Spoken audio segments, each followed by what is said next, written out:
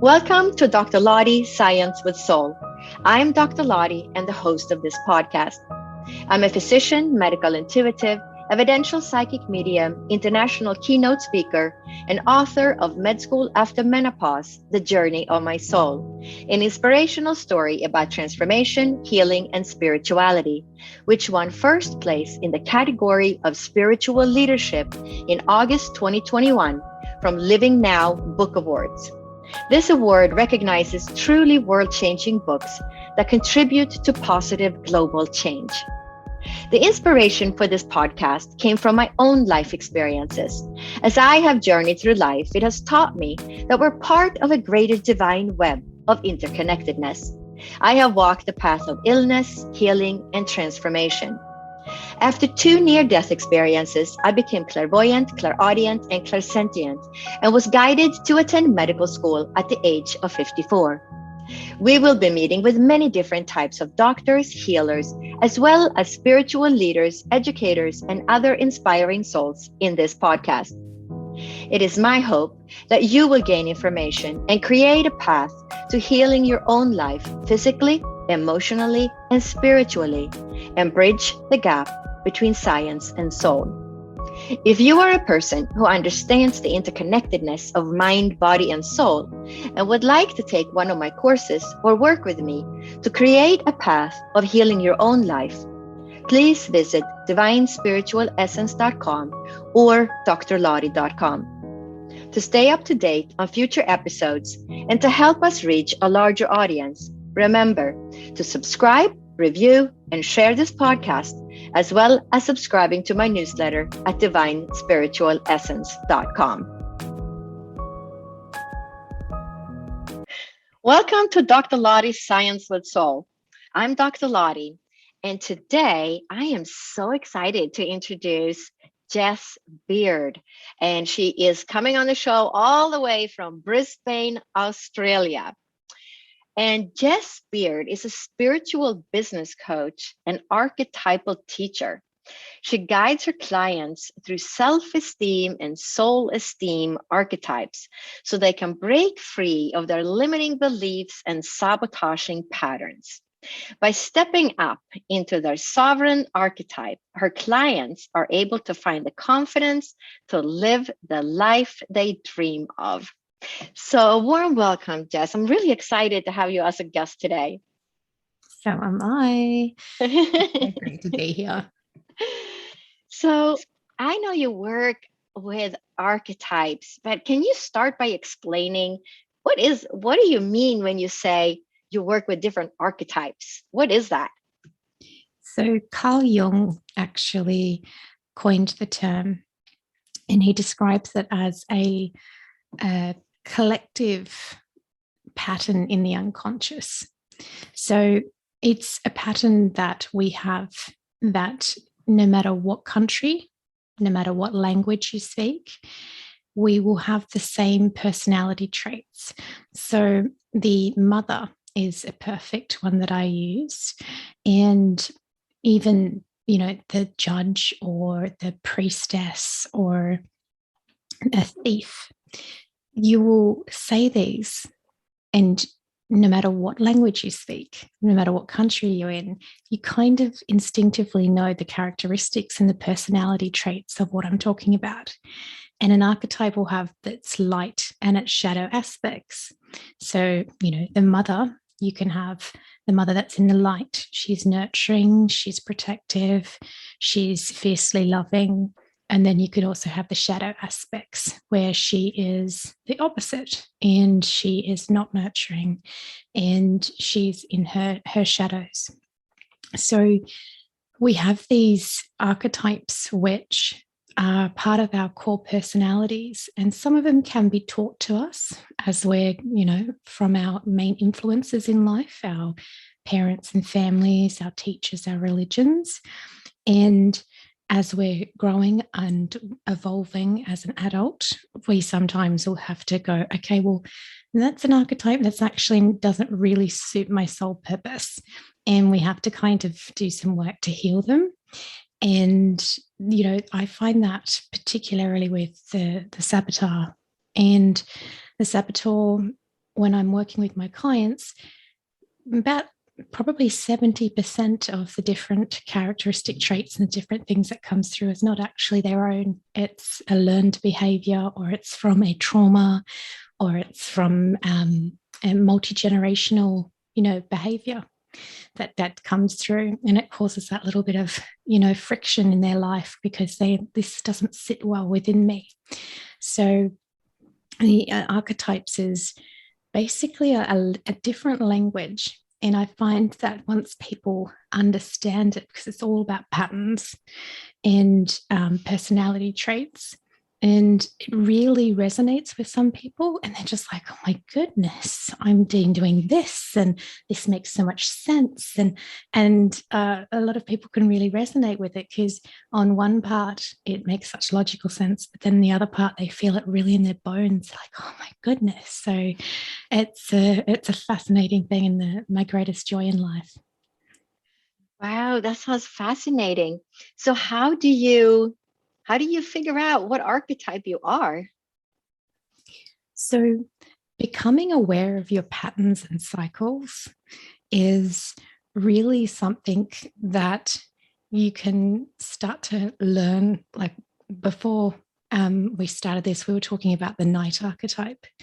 And if you have a personality trait where you're protective of people who are being bullied, protective of the people that is disadvantaged, the people, justice, old-fashioned honor is what my family used to say to me. I said, oh, you're very old-fashioned. And that I have this quite an honorable from a very young age. And I don't really lie, because I find it repulsive, and I also don't like lies in other people.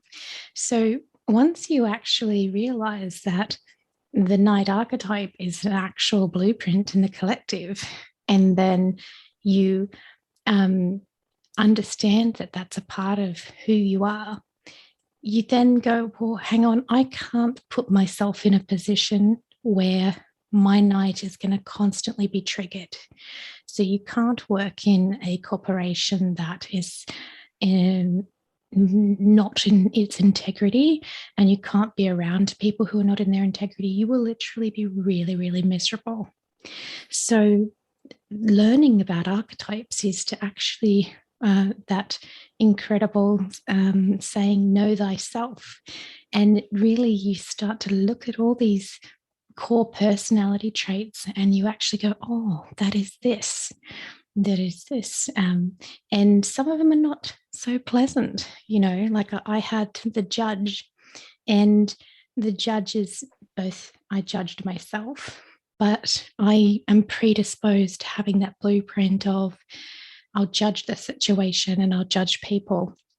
And I've had to do a tremendous amount of work in order to not instinctively go there in my mind, and instead get into that place of like detachment, which comes with being in your sovereign, and making an assessment of the situation that is far more empathetic. You can see what they're going through, what archetypes they might have, and you don't allow yourself to get offended or deeply hurt and those kinds of things. So you're in control of yourself, not at the mercy of your archetypes and your patterns. So it's you're learning to spot your own behaviors and your own thought patterns by learning what archetype you are, and so you can change that, and so that you don't have to live in misery, with the wrong person or working in the wrong job. That's quite helpful, because it will help guide people to understanding their own life better, and that the right type of job for them, right type of partner for them, right? Most definitely. And I call it archetypal empowerment, because I truly believe that we are creating our reality in every single moment. And if we don't know what our patterns are, if we don't know what our thoughts are, if we don't understand the power of our thoughts and being vigilant with our energy, well, then we create realities that we don't particularly like. So as you do the work, as you grow and grow spiritually, you do become more responsible with where you focus your energy and what you say out loud and how you speak to yourself.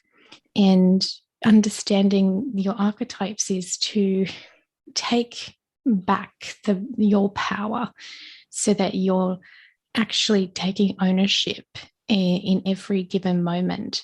Well, I can't control someone else's actions, but I can control my reactions.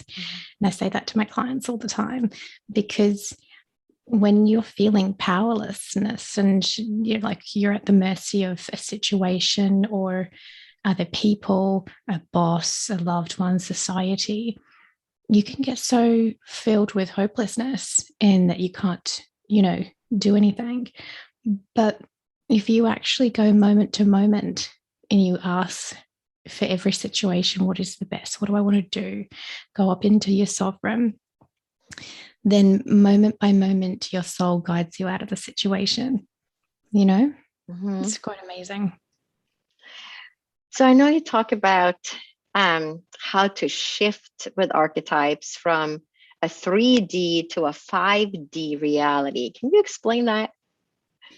So I base my soul esteem and self-esteem work on the amazing Caroline Meiss's work with survival archetypes. So she also talks about your chakra system, but I see it in a slightly different way. So I see your root, sacral, and solar plexus chakra is your soul esteem. It's your self-esteem. And it's her 4 survival archetypes of the child, the victim, the saboteur, and the prostitute. But it's also your judge, your addict, your procrastinator, your perfectionist, your shapeshifter, which is like your people pleaser. And it's how you react to all those things that you need to shift out of, like fear, doubts, not feeling worthy, shame, judgment of others, judgments of yourself, rage and anger at people. People go, oh, they're lower vibrationary aspects, but they all happened with some kind of trauma, some kind of thing. If you judge them as bad, then you're just going to take longer to shift out of them, to heal them, to move out of them. So to me, the actual key aspect is the heart chakra, and it's your heart. And to me, that's the bridge from 3 into 4D, because it's where you actually love yourself and enough to go, you know what, I don't want to be angry anymore. I don't want to be the victim of my circumstances. I want to heal my childhood trauma. And it's a deeply personal journey, and every single person I've ever talked to has had like this moment where they've either surrendered completely or they've had this initiation of the heart. And it's not an initiation so much for other people. It's deeply personal. I'm really ready to shift out of this. I don't want to be at the mercy of my patterns or the mercy of my fears. And so with that beautiful heart, I call it the bridge. And that's when you start to do all the work, and you use your, you can use healing aspects. You learn them in my instances with the archetypes. But this is a blueprint that can be used with so many different models.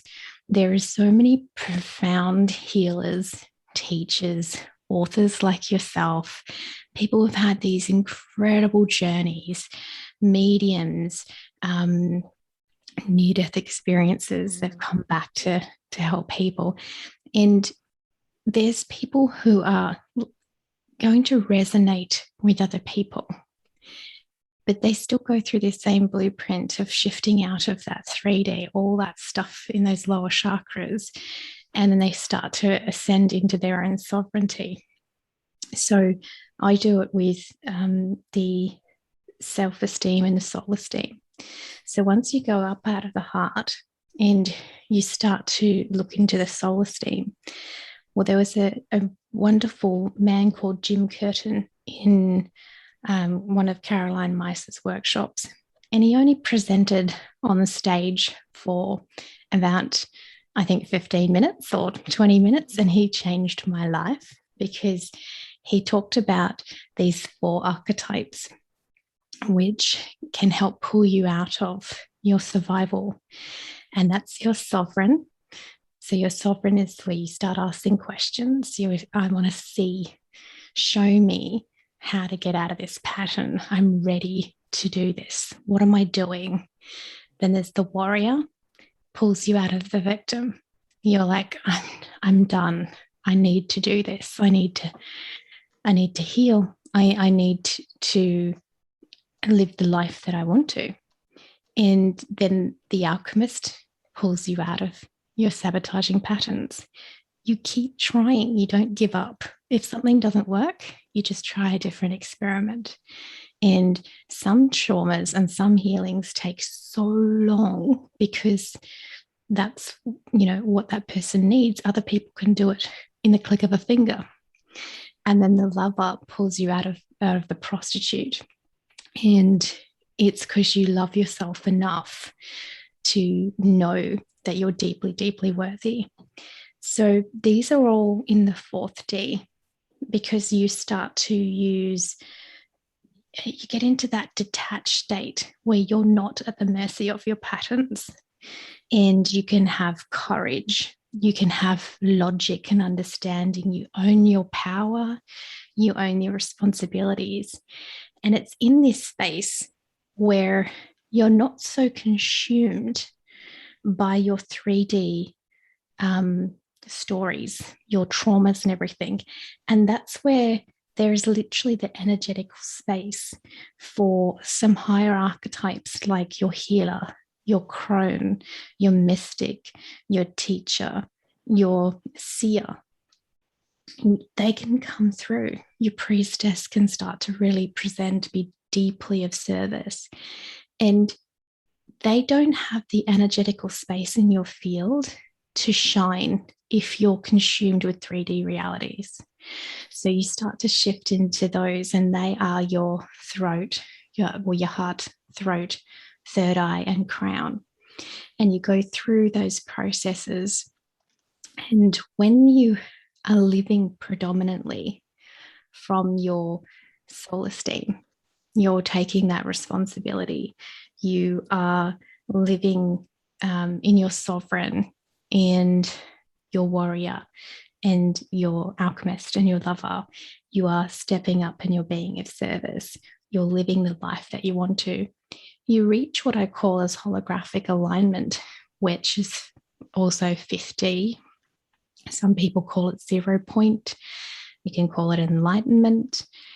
I find that you get to this place of just pure soul joy because you're doing what you were born to do, and you're living your purpose, and you're giving to the collective. And it's when you're in complete alignment with your soul. You are literally embodying your highest self.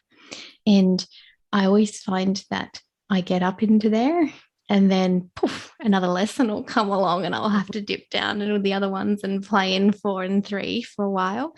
And then you get back up to 50. And I think more and more people are spending more time with this pure alignment, and it can be a much quicker journey at the moment. Have you found that? Absolutely. I feel the whole world we are stepping into that 5D reality. People are becoming more conscious, more spiritual. Just a different understanding of our existence. And there's this global awakening going on with the entire population on Earth. by, there's so many of us, it's not going to happen with only one person doing this work.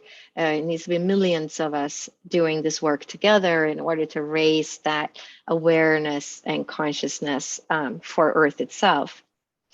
So that is very interesting. And why would you say a child archetype would be more destructive than your saboteur? So this is really common with my clients, and we actually start with the child and victim before we move into the saboteur and prostitute. And what happens is your child archetype is how you react when you get offended or you have an expectation and then that expectation is not met, or you can hold yourself back and shrink down because if I do this, if I step up and do this business, if I want to learn to embrace my seer archetype or my healer and heal people, what is my family going to say about me? Or what are people going to do? Are they going to judge me? And you shrink down because you're so worried about what other people might be thinking of you. You might fear, like, so the orphan child is fears abandonment. So it doesn't want to do anything where it can have rejection of others. And the magical child. What was the first one? The first was the orphan. The orphan child is afraid of abandonment. Okay, and then the next child is the magical child, which sounds fun. Yeah. but they're actually prone to, I suppose, daydreaming and wanting to escape reality. They will run from a situation and want to bury their head in the sand rather than face it. There is the needy, petulant child.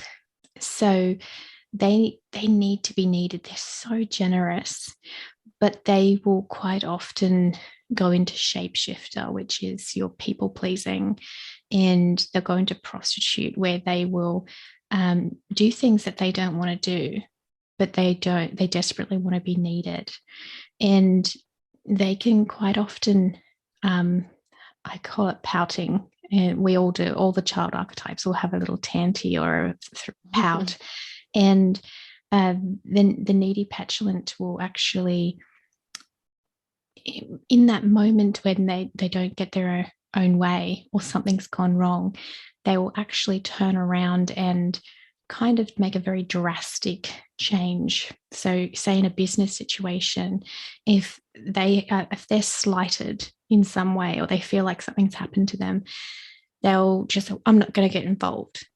You have all that and stuff, and they'll kind of get away from the situation, but they've gave all the time and the knowledge to do all this stuff, but they expect recognition without standing up for it.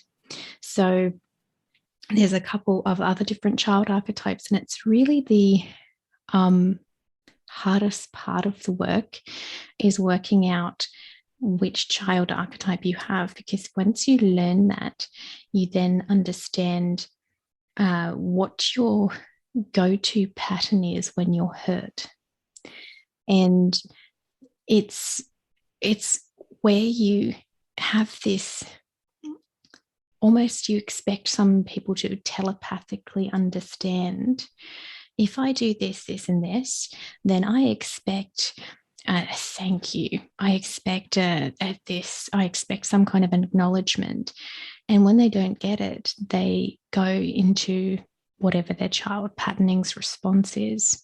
So I have a lot of people who experience this in the workplace and also with their partners.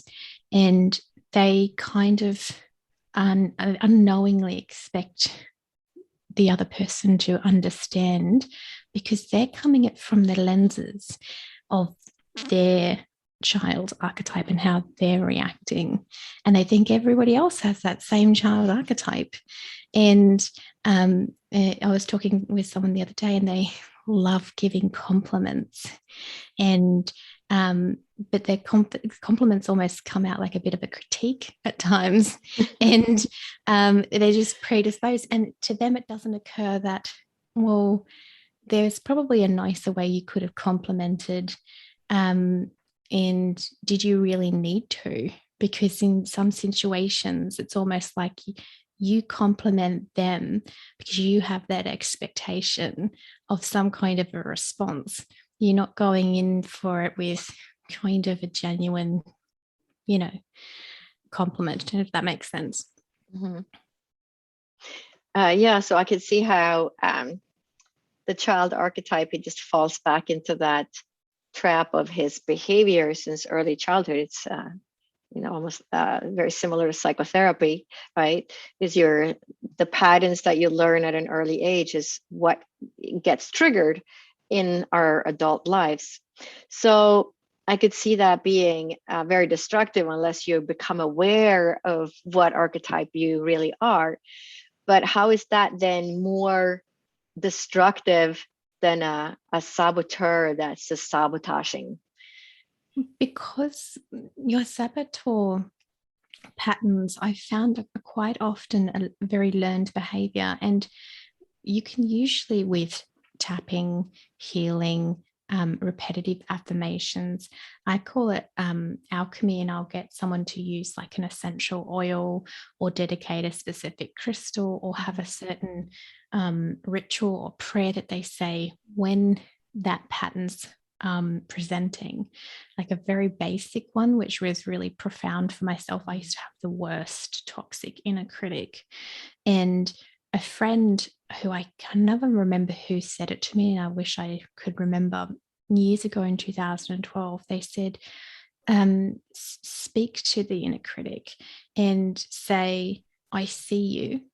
So this is before I even learn about the archetypes. So sovereign, I see you. Thank you for the input. So, you actually know that toxic critic voice is actually presenting because you're afraid. It's actually trying to protect you in a weird way. It's presenting because you're wanting to push your boundaries and be something more than what you are. So it's coming up to try and protect you. So you go, I see you. Thank you for the thoughts, but I'm actually going to do this. And you shift into that warrior where you're like, I'm going to do this anyway. And I was able to completely reprogram so many toxic, limiting thoughts. It took me 6 months with some of it. And when it came to healing kind of my trauma around religion and the divine feminine, that took 18 months, and I think these days, as we're shifting into 5D more, we're actually, the things I've been observing is people are actually shifting and healing way quicker. So it took me 18 months, but I think people can do that so much more quicker these days. But, there is a lot of friction in the world at the moment. There's a lot of change and chaos. Yeah. So I think that we're all being kind of really pushed to peel back our biggest limiting fears, doubts. I don't know how many more healers and light workers are being activated and called to service. And that's because of the friction that's going on in the planet. They're being really pushed to stand up and help other people. And it's a real, almost compulsive feel that I've been talking to people about. They're just like, I have no choice. I have to do this. And it's an interesting time to be alive, I reckon. It really is an interesting time, and yes, there is a lot of friction all over the world. So many things going on, and politics and business as usual, but also with the pandemic. So there is a lot of people stepping up, just like you said, and being called to duty, and that we can only solve this together, working together and heal together. So how does the shapeshifter archetype cause you to lose your sense of self? So the shapeshifter is the people pleaser, but it's more than that. It's also the chameleon. So what happens is something will usually trigger it. So I'll tell you how it happened for myself, as I like to teach through stories. So when I was in my late teens and up to 21, there was a lot of death in my family, and mum had cancer and survived, but dad got cancer and passed. And I didn't have like those traditional wild years. From 15 to 21 was quite, a lot of grief. And it's my natural personality and archetypes, and also, with the 5 love languages, I like gifting. I like making sure the other person's okay. I have that knight archetype as well. I'm always going to be protective. And I started making sure everyone else was okay. And I felt a responsibility to make sure everyone was okay, even though I was the youngest. And it's in my nature to be really generous. So I would, start saying yes without really thinking about it. And I don't judge my family in any way. This is something that developed over 10 years, and it was me not standing up and saying no, or even assessing and asking the situations. I was in deep healing from grief. So please don't anyone think that I'm judging my family or anything else like that. I wouldn't change a thing. But I started this pattern of trying to be the best for everybody. And one of the blueprints that came through from my father is the overworker and overachiever. So all of us children will do overtime, will, really put our bosses and our businesses that we work for at the forefront. And I would find myself just trying to be the world's best employee and doing all this overtime. And I had my child archetype had this expectation that I was going to get a thank you, or I was going to get all these different stuff, and that I would never get that acknowledgement for the hard work. I would not get any thank yous. I wouldn't get anything. And instead of assessing that in a place of sovereign, I would just try harder. So I was trying to be the best sister, the best daughter, the best employee, the best friend.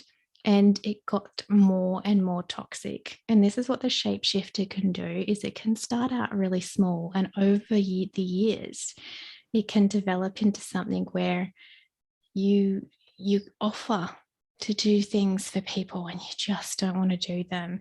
And then everybody gets so used to you saying yes that if they need a ride into town, or for you to pick something up or do anything, immediately they're just going to go, oh, I'll ask Jess because she's going to say yes. And my boss would be, oh, I'll just ask Jess. Now, my boss was, my bosses, it's their job to delegate. It's their job to, do what's best for their business. And if they have someone there who's a little poly pleaser who's going to do all the work, they're just going to ask you first because they know you're going to say yes. So it developed into this incredibly toxic pattern where I didn't really know who I was anymore. I was so busy trying to be the best employee, the best daughter, the best sister, the best friend, and this thing for everybody else, that I didn't know who I was by the end of it. I was incredibly lost, and I would feel extreme guilt and a bit of anxiety to even ask, well, what do I want? And that is the shapeshifter, and how it can be quite insidious. And if you have a generous personality, then you're going to probably always have to be very vigilant with this archetype. I still do to this day, because I have to constantly be checking in that I don't get used, and that I'm in my sovereign, and that I make decisions because I truly want to, not because I'm predisposed to doing things for other people. It's easy for me. But then if I don't remain vigilant, it turns into a darker space where I'm now going, oh no, I'm hemorrhaging my time, or I'm hemorrhaging my energy for people. I might have an energy vampire that's, draining me dry, and it's something that so many people have these days. It's just one of the biggest archetypes that people come to me for help with. And I think pretty much everybody can really resonate with, because it's just such a predominant archetype. No, it's fascinating. I talk a lot about the same things with my own clients and patients. The importance of creating those boundaries, and taking care of ourselves is, I think, the last thing that people think of. I don't, especially in the Western world where I was raised, and being a woman, and I think many people like myself were taught as children, girls do this, girls do that, girls are polite, girls help out, girls, and it's all this giving to other people. And so we grow up with very poor boundaries. And then we keep doing that as adults. And it's like you just described it so well. And it becomes overwhelming, and until people literally hit the wall and they're overwhelmed. I can't do this anymore. Everybody wants a piece of me. And it goes back to that, creating those boundaries for ourselves, and taking care of ourselves instead of taking care of everybody else. It's of course good to take care of other people, but we have to learn to not overdo it. And I would say it's more for me, it's a thing I see more with women than with men. I don't know if you have seen any difference with the clients that you work with, but for me, I would say it's more women that has this problem. I deal mainly with women, mm-hmm. And strangely enough, the men that have come to me have all had the needy petulant. It's bizarre, but I think it's just divine guidance. So they can actually have a incredible shapeshifter as well, and in the men. And I don't know whether or not it's just a part of the needy petulant, because they are quite generous and they can get themselves used. They have a terrible pout and throw a big tantrum about it, but they are innately generous. And I think that's the key with the shapeshifter archetype is it's so easy to give. There's some people I observe and they can, grumble about giving time or doing these different things. And I look at it and I just like, right, that's no big deal for me. I'm innately generous. And that's was huge for me to learn that, there's other people out there that are not, we all just kind of think we know in reality that we're all very different, but we actually kind of start out just thinking that everyone thinks just like us and reacts just like us.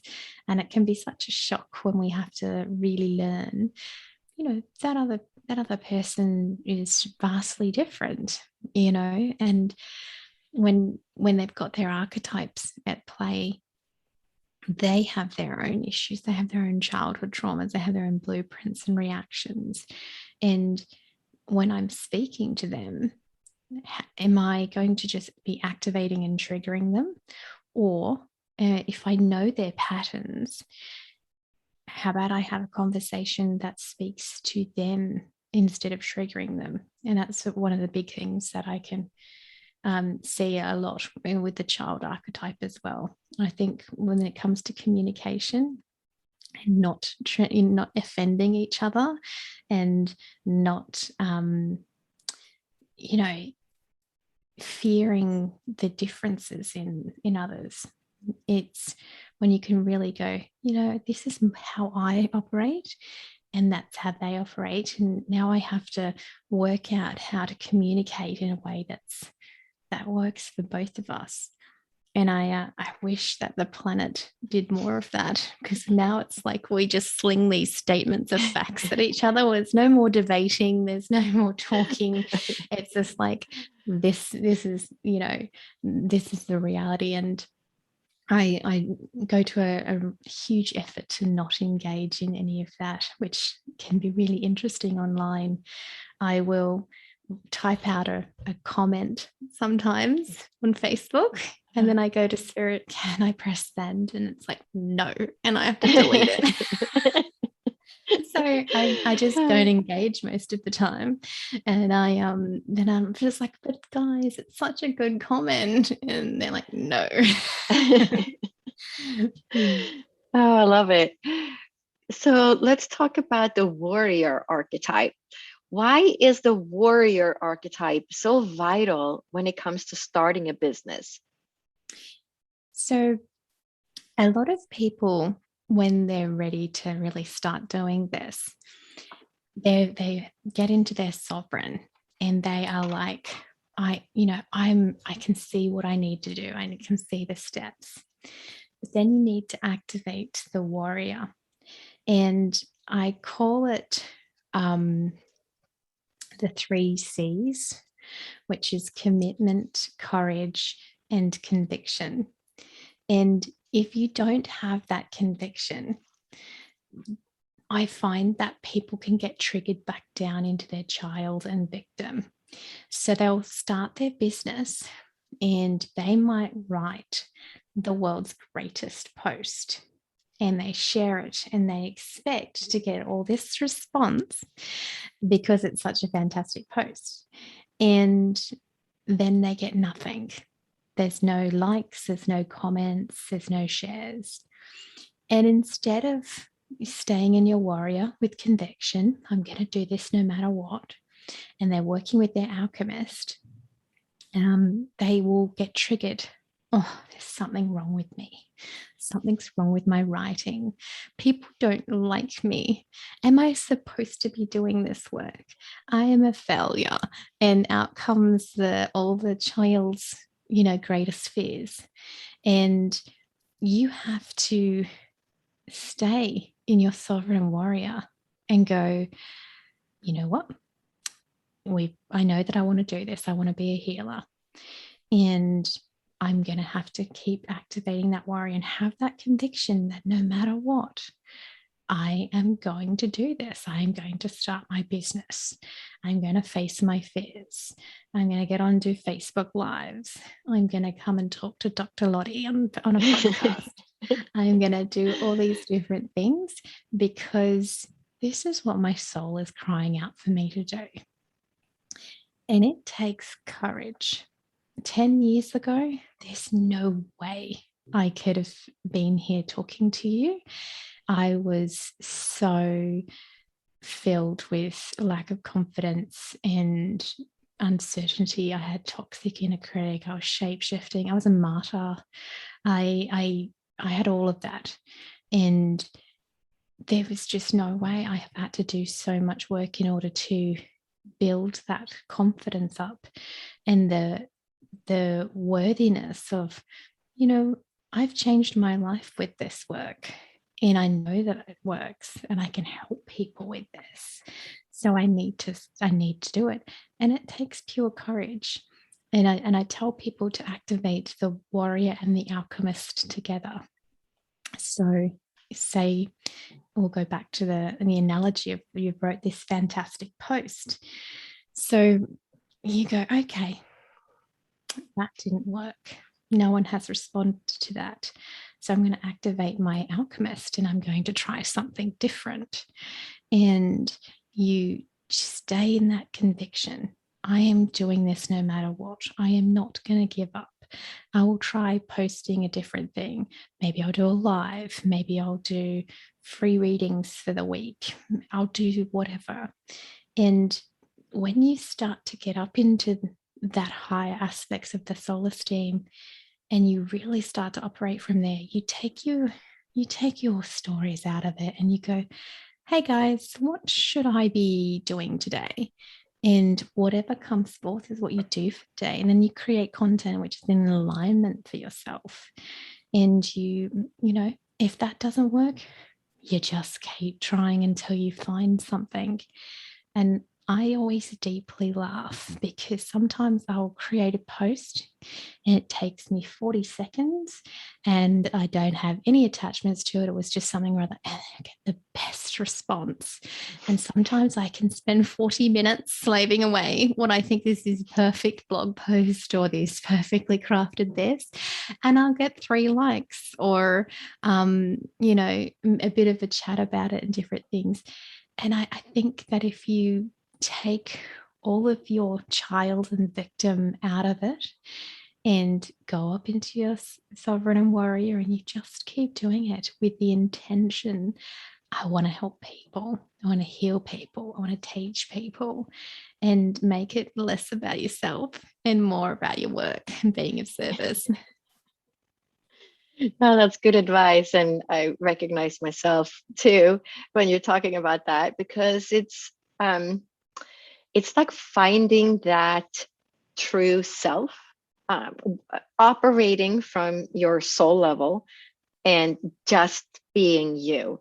Because when you're just being you and you don't even think about it, you're just being you and you're going with it, that's when things really flow.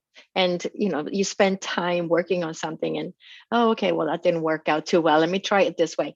And I think most people can resonate with that. And you know, people are surprised, oh, I did so great, yeah, because, or I played this game so well, yeah, because I was just being free, I was just being me. And right, but when we put all that mental thought process into it, sometimes it just doesn't come out the right way, because we're too involved in trying to shape it one way or another, instead of just shaping it from our heart space or from our soul space, and just let you come out and shine, you know, and color whatever it is that you're doing. So when that brain gets involved, we sort of get caught up in our mental processing of, it has to be a certain way, this way or that, right? Most definitely. Just I find that I've had to work with understanding where my perfectionist will present. So I can get on and do a live, which, you know, my clients will tend to struggle with. And I can just speak and out of my mouth comes what needs to come out of it. But if I have to write something, yeah, I can agonize for hours on making sure it flows this way, and you know, so sometimes you've got to also deeply learn your strengths and work with your strengths.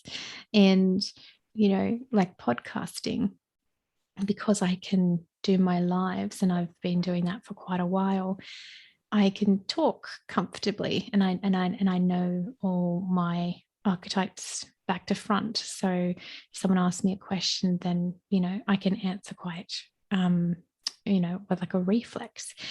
And I think that's what people, you know, when they're understanding their patterns, is to work with your strengths. And the only way to learn your strengths is to try things.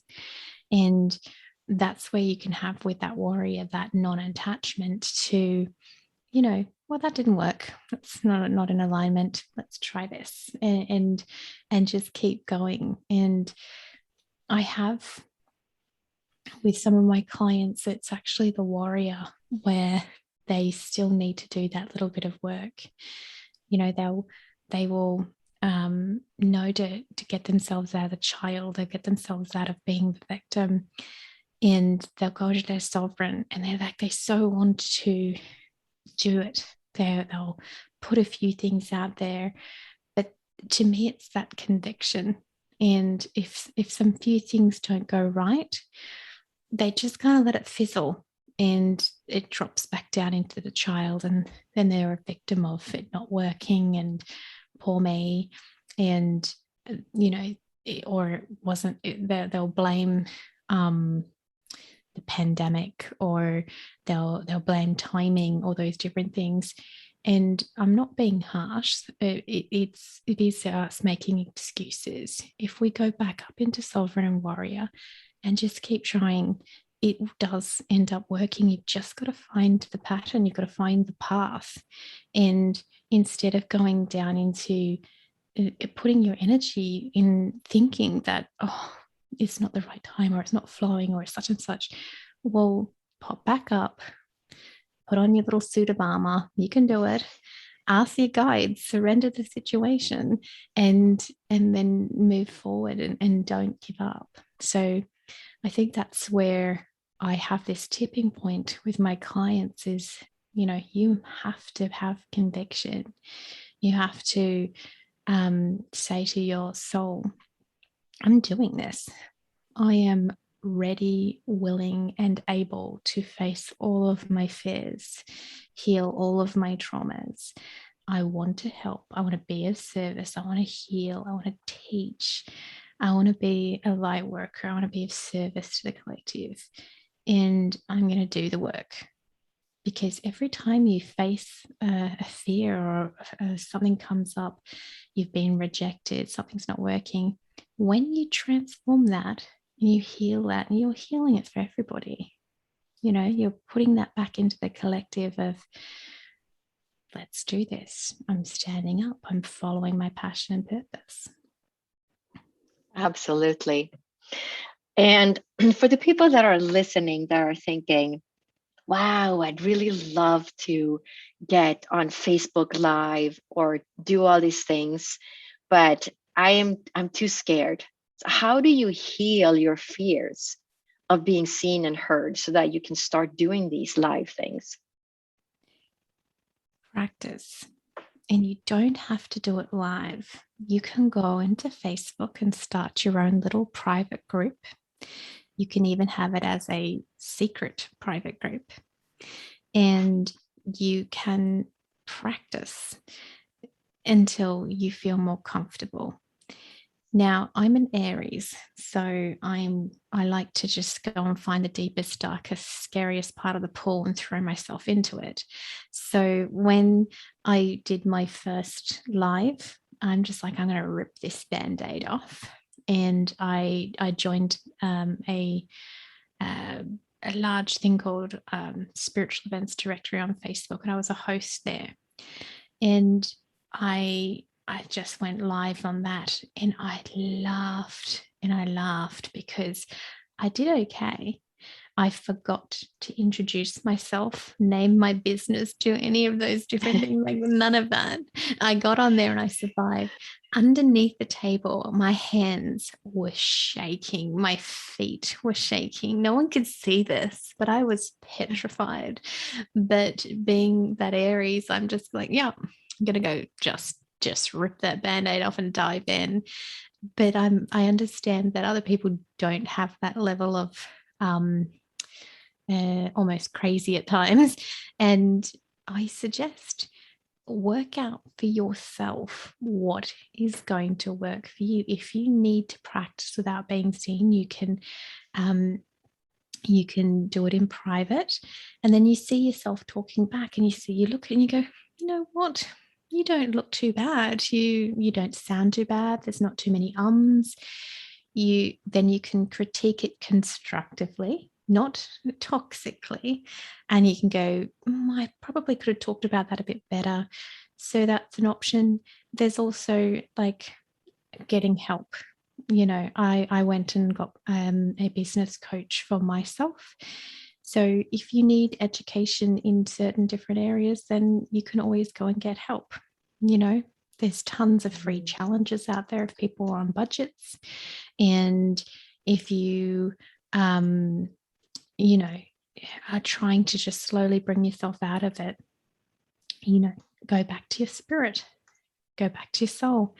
What should I be doing now? Show me who I need to work with. Who's the best person that can help me? And put your radar out there so that you're being open to getting those messages and go, oh, that person's perfect, That's great. And we're coming up to a close, but I'm going to ask you one more question. How does the prostitute archetype tie in with your sense of worth? So a lot of people, when they hear that word, they're like, ugh, and they think it's all about sex. But it's actually where you prostitute your soul for another. It can be prostituting your time, prostituting your morals, prostituting your energy. And it's where you do something for somebody else and you don't really want to. And that when we're talking about the shapeshifter before, and you're talking about happening with a lot of women, I think there's this deep wounding. Some people call it the witch wound, and I just call it the divine feminine wound. And for a millennia, like we were literally persecuted or burned or just had no rights whatsoever. And I think there's a deep wounding in the psyche of the divine feminine that's being healed bit by bit quite beautifully by so many women really standing up in their sovereign power and healing it and feeling worthy.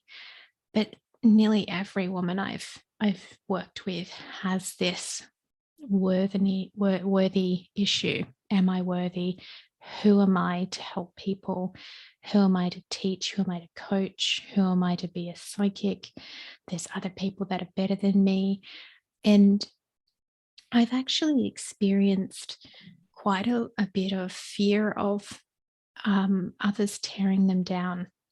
And I actually think that was also part of the witch wound because they had a lot of experience at that time where they would, torture the women, and they would give up names of their sisters and other women in the village so that they'd stop being tortured. And I think there's a level of betrayal that is felt, and it's slowly becoming better. I see it in workplaces my whole life. Women can get quite bitchy with each other.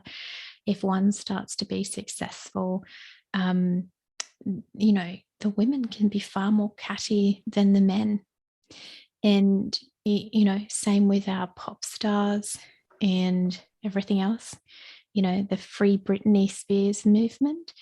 If she was a man, she'd earned that money. She could spend every last cent of that money. It was hers. She could become poor and destitute, and no one would blink an eye. Because she's a woman, they're going to have to control her money and tell her what to do. So it's still very present in our everyday life. But I have noticed an increase in our female famous people, our female politicians, some of them, of rise, sister, rise. And it's that energy of helping each other. And if someone is doing really amazing, they will applaud them and help them. Quite often, I will share all kinds of stuff on my Facebook about other women in business. Now, they could be my direct competitors. I'm not going to worry about losing money by promoting someone else. If my spirit's going, yes, good on you, sister, and I will share it and promote her, because that's the key for us to really shifting out of this wounding of the divine feminine as well. So I just see it everywhere. This am I worthy of this? Who am I? And it just needs so much healing. And you go up into that lover, and you love yourself enough to do it, not for anybody else. Self-love, that's the key to coming out of that prostitute energy. And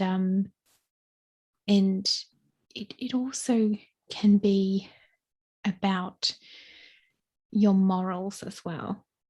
And this is a hard subject, but I'll say it to people. If you're working or hanging around with people and you know that they are morally, corrupt, they are not aligned with your values, they are not in their integrity, then if you stay in that vicinity, then you are victimizing yourself. You're giving your power away. And people go, oh, Jess, but it's about money and I need my job. You can have an exit plan just like any domestic violence survivor. I was in a really toxic workplace. It took me 6 months to shift and get out of there, but I had my plan. It took longer than expected, but I'm not going to stay there and corrupt my values for this. So sometimes there can be some sternness that needs to happen with the prostitute archetype. But the rewards is you did something profound for yourself so that you don't have to go into toxic energy every single day of your life. Relationships, family members, all those different things. It's one of the most ultimate acts of self-love is to actually say no more. I'm not going to deal with this anymore and I'm going to change and I'm going to get out of this environment. Very good advice. There is, like I said, it's never too late to transform your life or to change your life path. So we're coming to a close of this episode, but can you please tell people how they can find you and how they can work with you? So my website's easy to remember. It's jessbeard.com. So it's just my name. And I'm very active on Facebook and on Instagram. So if you head to my website, then you can, find my social platforms as well. And I have a couple of different coaching programs that I take people through. So there's the Archetypal Empowerment, which takes people through the shift from the self-esteem into the soul esteem so they can be doing what they want. And you can either bring in the spiritual business aspects, so like their business coaching, or sometimes I just do the business coaching by itself. They've done all the work. They're ready to go, but they just don't know how to start. So quite often I work with complete beginners and I love it. Fantastic. And I'm going to put the website in the podcast notes. So you can just go to the podcast notes and then click on her website and you'll find out how to get a hold of Jess and how to work with her. So I want to thank you so much, Jess, for coming on the show today and for everybody tuning in.